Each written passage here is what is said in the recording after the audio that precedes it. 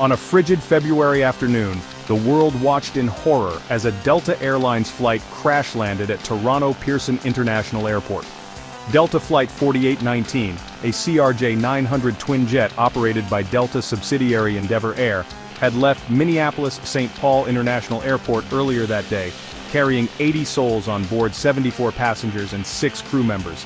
As the plane made its final descent into the heart of a Canadian snowstorm, something went terribly wrong. The aircraft, buffeted by strong winds and swirling snow, slammed onto the runway with terrifying force. The impact sent shockwaves through the cabin, tossing passengers about like rag dolls.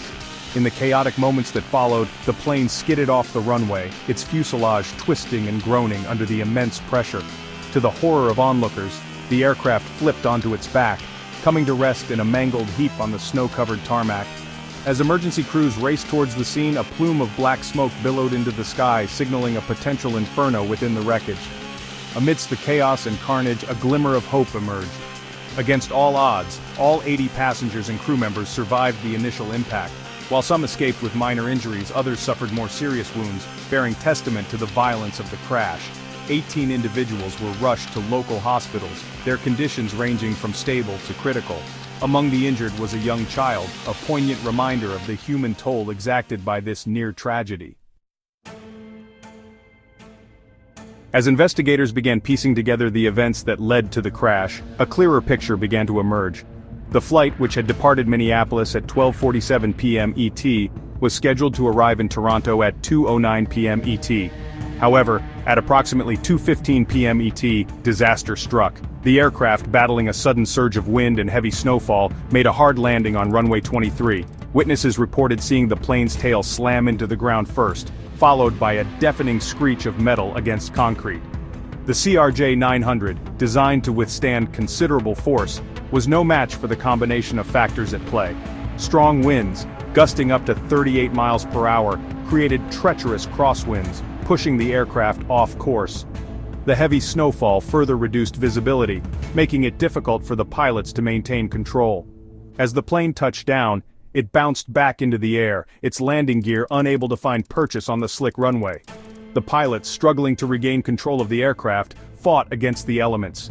They attempted to abort the landing, hoping to climb back into the relative safety of the sky. However, their efforts proved futile. The plane, caught in the grip of forces beyond their control, slammed back onto the runway, this time with bone-jarring force. In the aftermath of the crash, stories of courage, resilience, and sheer luck emerged from the wreckage. Passengers, many of whom had braced for the worst, found themselves trapped inside the mangled fuselage.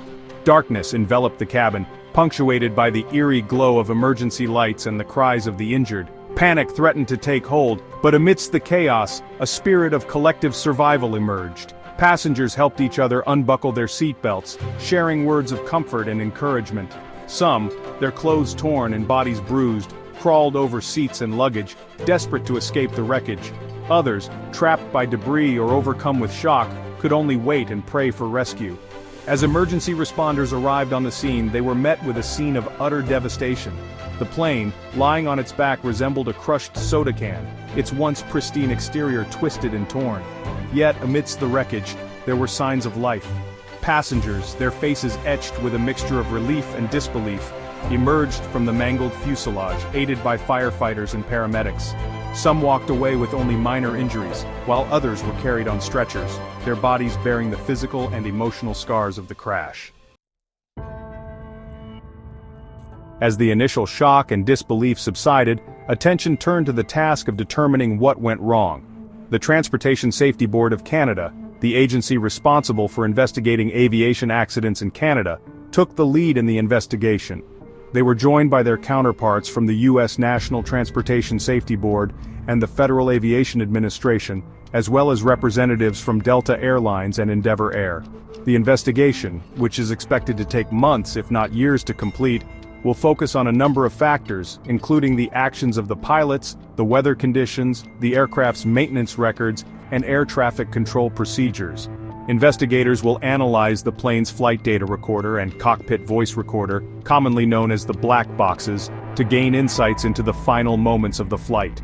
The investigation will also examine the role of wind shear, a sudden change in wind speed and direction, which can occur during periods of heavy precipitation.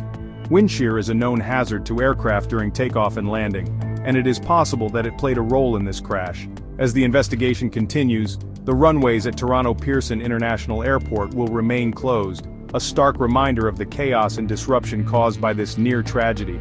The closure is expected to last for several days, impacting thousands of travelers and causing significant economic losses. However, for those who survived the crash of Delta Flight 4819, the inconvenience pales in comparison to the miracle of their survival.